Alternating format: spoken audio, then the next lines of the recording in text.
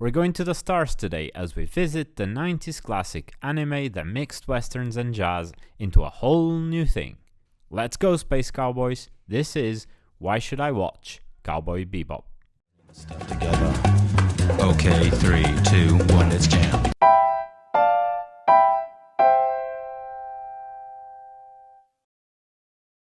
Cowboy Bebop was initially aired on Japanese TV in 1998. Contrary to what happens more commonly with Japanese animation, it is not based on an existing manga. Although there was a manga serialization produced at the same time, they ran different stories.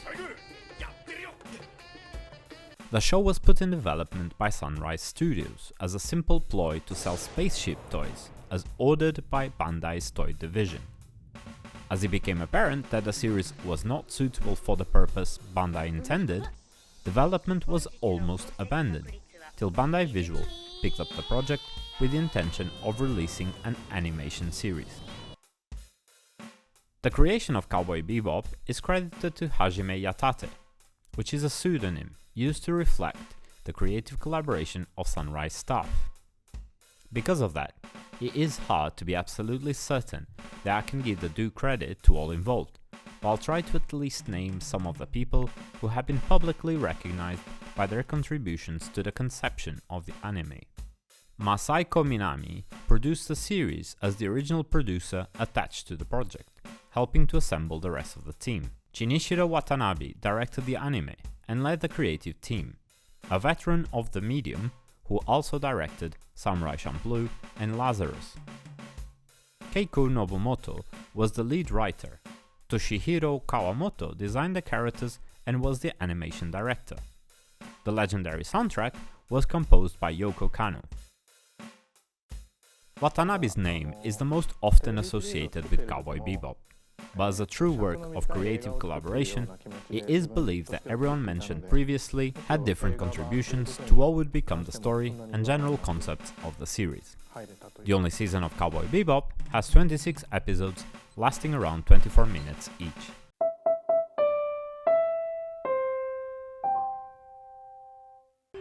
If you're an anime fan, well, this is a must-watch. It's a part of anime fandom credentials, like many other classics or genre-defining series.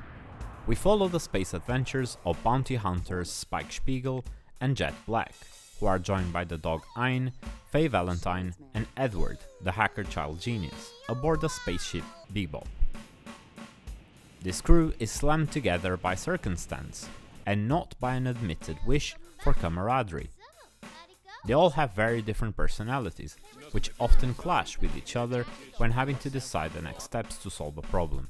These differences do not feel artificial, just for the sake of drama, since they are driven by the past of each character.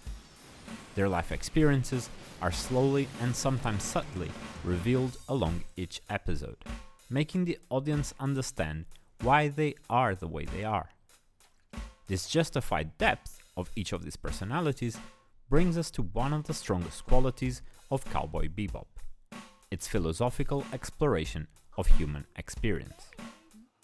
Each member of the crew seems to live in line with some philosophical belief, consciously or not, which in turn shapes their decision-making and reactions to what this incredibly alive world throws at them.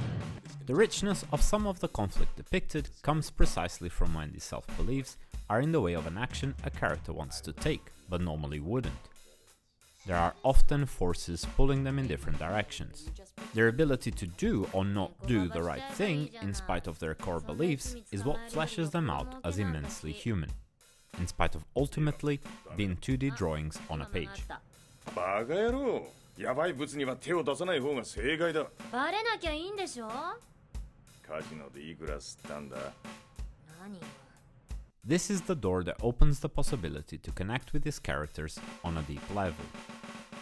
They carry a loneliness with them, originated by past trauma, which pulls in through empathy anyone who ever felt the same way they do in these episodes. To get me to you, I had your number quite some time ago. This is not to say that Cowboy Bebop cannot be lighthearted and humorous. It is.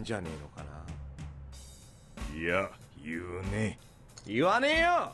金がないときは言うんだよ。 And it can be enjoyed at the surface level. Its mostly episodic run lets the audience experience many adventures with the crew as pure action-driven entertainment. In my opinion, however, that doesn't fully explain the deep connection shared by longtime fans of this anime. After years of rewatching the full series, I always find myself compelled by the motives of the human condition on display through the different stories being told. I also believe the series wants you to feel that, so you become part of the crew.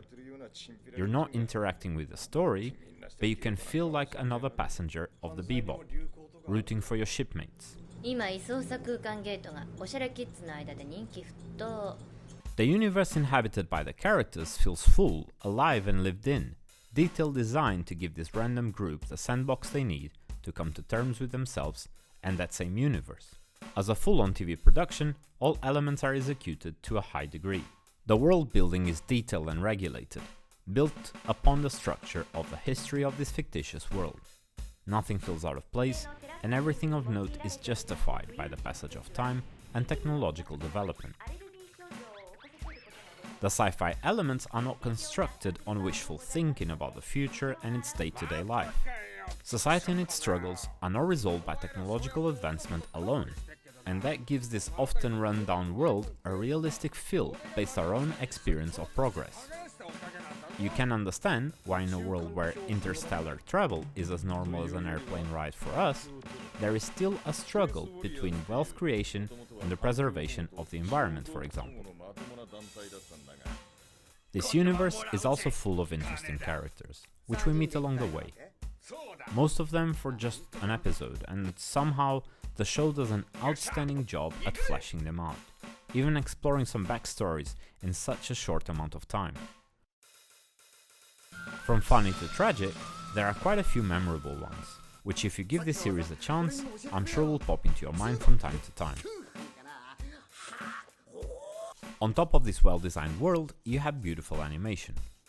Gambling, cooking, fighting, or space battle scenes flow steadily, without the sometimes clunky feeling of some of 90s animation. You can tell that a ton of work was put into each animation cell. Of course, keep in mind that production occurred in the 90s, so some techniques were unavailable, especially for a TV production. But I generally do not think that the visuals would ever be a deterrent for anyone, as the series has held up really well and can go toe-to-toe with most modern serialized anime. As a genre-bending exercise, Cowboy Bebop is quite unique, successfully utilizing Western neo-noir Hong Kong action cinema and science fiction tropes into a blend that becomes its own. Much like the gorgeous soundtrack of the series, the setting and stories themselves embody the spirit of jazz music throughout, as if experienced musicians pick up the parts they like the most of many genres and mold them to fit together into an improvised feast of notes and sounds. The show references a lot of other media, visually, in names and dialogue.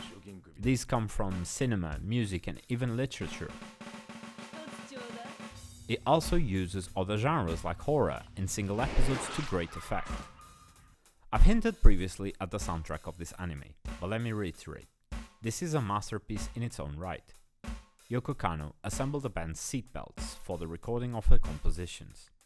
Although often falling on the baseline of bebop jazz type of composition, different genres are used throughout, either fused or on their own, including rock, blues, pop, heavy metal and electronic. The idea alone that all these tracks were composed and performed by the same people in a specific time window is enough to pique the interest of any music fan. As if the music itself wasn't already enough of a cultural punch of the show, the process driving the composition makes it even grander. Yoko Kanno did not score the episodes in the more traditional manner, which would have been to have ready episodes and compose specifically to meet the demands of the different scenes.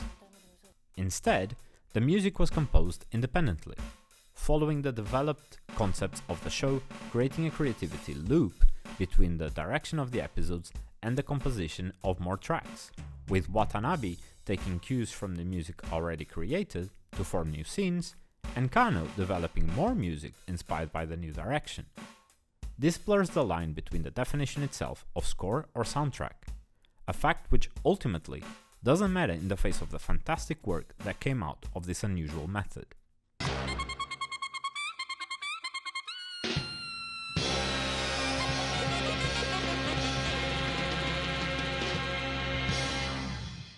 This being the first anime covered in this channel, I've decided to mention the subs versus dubs debate.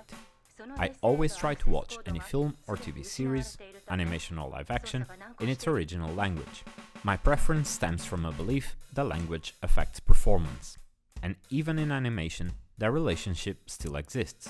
Language is not just what you speak, but also how you speak. For example, Japanese uses very different inflections and intonation compared to most Western languages, and it's expected that animation of a Japanese-speaking character will reflect this. However, this was a very easy choice for me to make, as I grew up in a non-English speaking country, meaning a lot of our entertainment was subtitled. Korean, Italian, French or English, the result is always the same. You get used to reading while you watch. I understand that that is not always comfortable for everyone. The advice I can give you, if you do prefer dubbed media, is to research the quality of said dub before you commit. Unfortunately, not all projects are treated with the same care by distributors, so your results may vary immensely in your region. Cowboy Bebop, for example, has an acclaimed English dub, so if that's the path you must follow, on this one you should be fine. Desire for fame, humanity.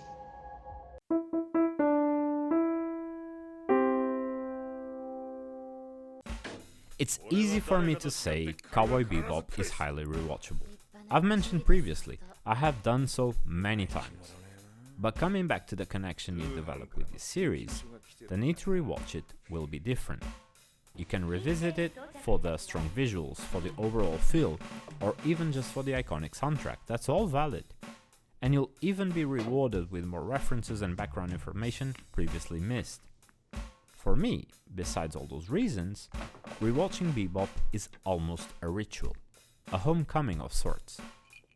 Every now and then, there's a niche that only these episodes can scratch, and I have to start from the beginning without skipping anything each time. I understand this sounds boring for some people, watching the same thing over and over again. Personally, I can't wait for the time of the year when the Bebop itch comes back. I believe I'm not alone in this experience, as I've seen it described by many other fans, so maybe you'll find yourself doing the same.